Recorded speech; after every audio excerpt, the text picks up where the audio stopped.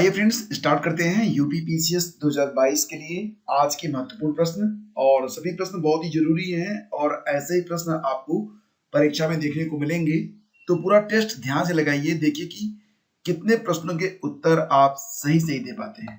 तो पहला क्वेश्चन है, सिडबी ने हाल ही में waste to wealth creation program कहां पर स्टार्ट किया है?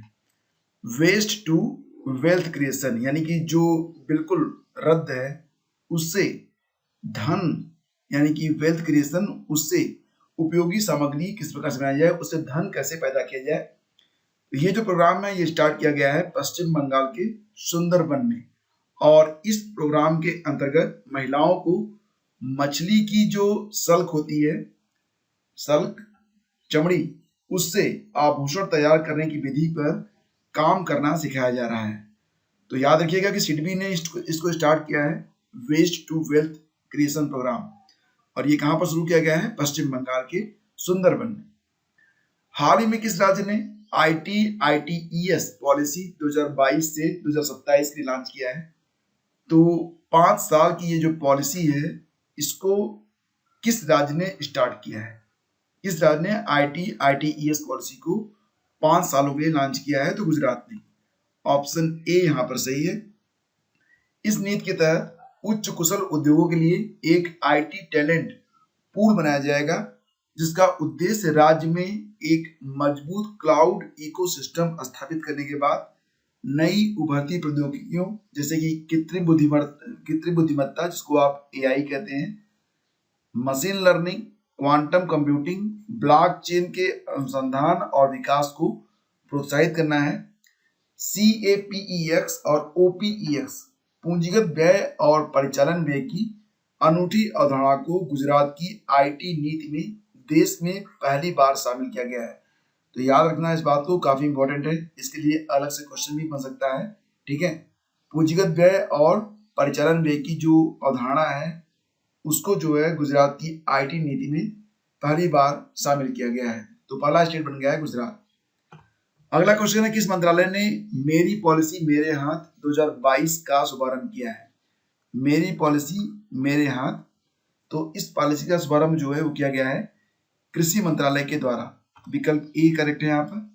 मेरी पॉलिसी मेरे हाथ प्रधानमंत्री फसल बीमा योजना के तहत किसानों को फसल बीमा पॉलिसी देने के लिए एक घर घर वितरण योजना अभियान है, और इस योजना का मुख्य उद्देश्य किसानों की समस्याओं का समाधान करना है और उन्हें सरकार की नीतियों के बारे में जागरूक करवाना है। कृषि मंत्रालय के अनुसार इस योजना के तहत प्राकृतिक आपदाओं के कारण जिन किसानों की फसलों का नुकसान हो जाता है, उन पीड़ित किसानों को सरकार की तरफ से आर्थिक सहायता मिलेगी, और आर्थिक तौर पर किसानों को फायदा पहुंचाना ही इस योजना का मूल उद्देश्य होगा। अगला क्वेश्चन देखिए, हाल ही में किस राज्य द्वारा प्रोजेक्ट आरोहण को स्टार्ट किया गया है? प्रोजेक्ट आरोहण की शुरुआत किस राज्य में की गई है? तो असम में। ऑप्शन ए करेक्ट है। असम सरकार छात्रों के पूर्ण विकास के लिए एक 4 वर्षीय कार्यक्रम शुरू करने जा रही है।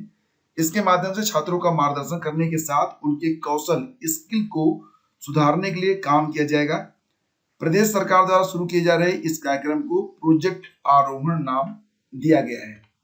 तो फ्रेंड्स अगला क्वेश्चन है, COP26 संयुक्त राष्ट्र जलवायु परिवर्तन सम्मेलन की मेजबानी किस देश के द्वारा की गई थी? सही आंसर इसका है ऑप्शन डी, यूनाइटेड किंगडम। इसका आयोजन जो था वो 31 अक्टूबर से 12 नवंबर तक किया गया था, और इसका आयोजन कहां पर हुआ था? ग्लासगो, स्कॉटलैंड, यूके में। याद रखना कि जो इसका अगला संस्करण है COP27, इसका आयोजन मिस्र के शर्म अल शेख शहर के रेड सी रिजॉर्ट में किया जाएगा। तो ये भी याद रखना COP27 के बारे में। फिलहाल यहाँ पर दोनों ही COP26 और 27 दोनों ही इंपॉर्टेंट हैं। अगला क्वेश्चन है, G20 का 17वां शिखर सम्मेलन कहां पर आयोजित होगा?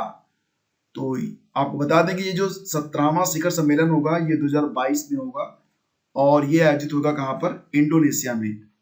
अब यहाँ पर थोड़ा सा बताओ कि ये 2021 में जो 16वां संस्करण था इसका आयोजन कहां पर हुआ, और 18वां जो संस्करण होगा 2023 वाला, इसका आयोजन कहां पर होगा? तो क्रम से याद रखना कि 2021 में G20 का जो 16वां शिखर सम्मेलन था उसका आयोजन इटली में किया गया, और 2017 G20 का जो 17वां शिखर सम्मेलन है 2022 में, ये कहाँ पर आयोजित होगा? तो ये अभी होने वाला है इंडोनेशिया में। और 2023 में G20 की अध्यक्षता करेगा हमारा प्यारा भारत, हमारा प्यारा भारत।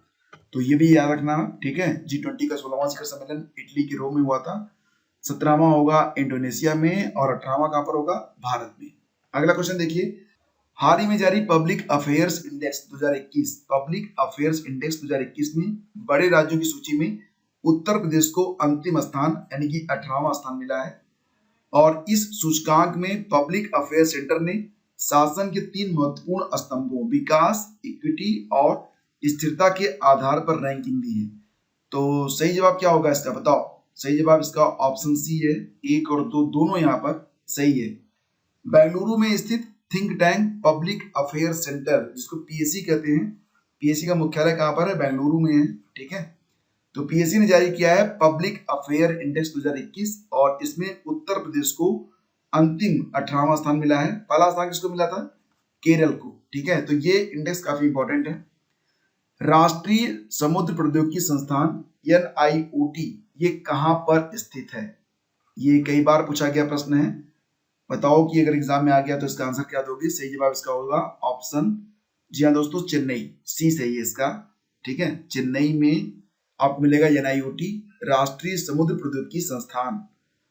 इसकी स्थापना भारत सरकार के पृथ्वी विज्ञान मंत्रालय के अंतर्गत एक स्वायत्त सोसाइटी के रूप में नवंबर 1993 में चेन्नई, तमिलनाडु में की गई थी।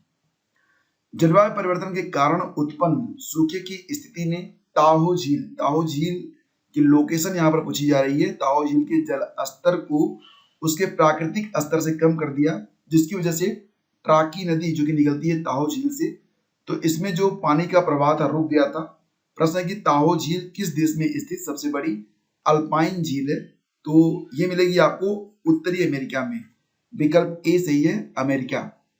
और ये उत्तरी अमेरिका से निकलती है, मतलब उत्तरी अमेरिका में स्थित है ताहो झील, याद रखना। भारत की जो औसत फसल गहनता है वो लगभग कितनी है? भारत की औसत फसल गहनता ये है 142%, विकल्प बी करेक्ट है। कृषि मंत्रालय की रिपोर्ट 2019-20 के अनुसार भारत की जो औसत फसल गहनता है वो 142% है। ये 2019-20 की रिपोर्ट के अनुसार है, ठीक है। कृषि मंत्रालय की रिपोर्ट आई थी। राष्ट्रीय कृषि बीमा योजना भारत में किस वर्ष प्रारंभ हुई थी? राष्ट्रीय कृषि बीमा योजना भारत में किस वर्ष स्टार्ट की गई थी? 1999 से 2000 में। यह प्रश्न भी इंपॉर्टेंट है। केंद्रीय कृषि मंत्रालय के द्वारा अप्रैल 1985 से व्यापक फसल बीमा योजना जो स्टार्ट हुई थी, व्यापक, उसकी जगह से इसको जो है राष्ट्रीय कृषि बीमा योजना किया गया 1999-2000 में, ठीक है। राष्ट्रीय बागवानी मिशन की शुरुआत कब हुई थी? बागवानी मिशन की शुरुआत कब हुई? तो इसकी शुरुआत हुई थी मई 2005 में। तो विकल्प सी यहाँ पर सही है। इसका उद्देश्य भारत में बागवानी क्षेत्र का समग्र विकास तथा उत्पादन में वृद्धि है। गौतम बुद्ध ने अपनी मृत्यु के बाद बौद्ध संघ के नेतृत्व के लिए निम्नलिखित में से किसे नामित किया था? तो आनंद, उपाल, देवव्रत में से तो किसी को नहीं, ऑप्शन डी, ठीक है। और गौतम बुद्ध की जो मृत्यु हुई थी वो 483 ईसा पूर्व में कुशीनारा में हुई थी। उस समय उनकी जो उम्र थी वो 80 वर्ष थी। और ये भी आपको बता दें कि इनका जो जन्म हुआ था वो 563 ईसा पूर्व में हुआ था। और इनकी जो डेथ हुई थी उस घटना को महापरिनिर्वाण कहा जाता है बौद्ध धर्म के अनुयायियों के द्वारा। निम्नलिखित में किसने सल्तनत काल में प्रचलित डाक व्यवस्था का विस्तृत विवरण दिया है? सल्तनत काल की जो डाक व्यवस्था थी उसका विस्तृत विवरण मिलता है इब्न बतूता के लेखों में। विकल्प सी सही है यहाँ पर। मोरक्को का निवासी था इब्न बतूता और 1333 में मोहम्मद बिन तुगलक के साथ ये भारत आया था। इसकी जो किताब है उसका नाम कई बार एग्जाम में आता है। इसकी किताब का नाम क्या है? किताबुल रेहला, किताबुल रेहला, ठीक है। अगला क्वेश्चन है, बहमनी राज्य की स्थापना किसने की थी? ये आप देख रहे हैं भारत का मैप है और ये भारत का दक्षिणी हिस्सा आप देख रहे हैं। तो ये जो लाइनिंग है यही है बहमनी राज्य का हिस्सा। ये बहमनी राज्य है, ये नर्मदा नदी है आप देख सकते हैं, और ये महानदी है। नीचे वाला जो पोर्शन है ये कौन सा है? विजयनगर साम्राज्य है, ठीक है। तो बहमनी राज्य की जो स्थापना थी की गई थी किसके द्वारा? अलाउद्दीन हसन के द्वारा। ऑप्शन ए करेक्ट है यहाँ पर।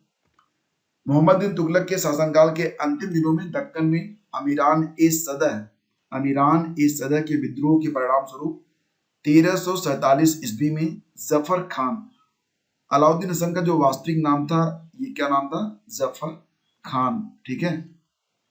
जफर खान ने ही अलाउद्दीन हसन बहमन शाह की उपाधि धारण की और ये राज्य स्थापित किया था, बहमनी राज्य।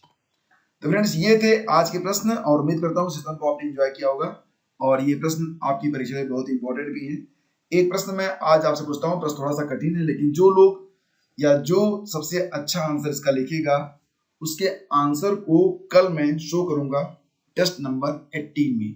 तो थोड़ी सी मेहनत करिए और इसका उत्तर लिखिएगा जरूर। प्रश्न है कि वैदिक ग्रंथों के प्रसिद्ध भाष्यकार सायण किस एक काल में सक्रिय थे? चोल, गुप्त काल, सातवाहन काल या फिर विजयनगर राज्यकाल में कब सक्रिय थे सायण? सायण का जो जीवन काल था वो ये किस काल में था? तो ये आपको बताना है। सीरीज आपको पसंद आ रही है तो लाइक करके बताइएगा और इसमें दोस्तों की भी शेयर भी करिएगा। जो लोग तैयारी कर रहे हैं यूपी पीसीएस की उन तक इस वीडियो को जरूर पहुंचा दीजिएगा, बड़ी कृपा होगी। और पीडीएफ आपको मिल जाएगी टेलीग्राम चैनल पर, स्टडी विज्ञान प्रकाश लिखकर सर्च कर लीजिएगा। तो आज का सेशन यहीं पे समाप्त करते हैं, मिलते हैं आपसे अगले सेशन में। तब तक के लिए थैंक यू सो मच।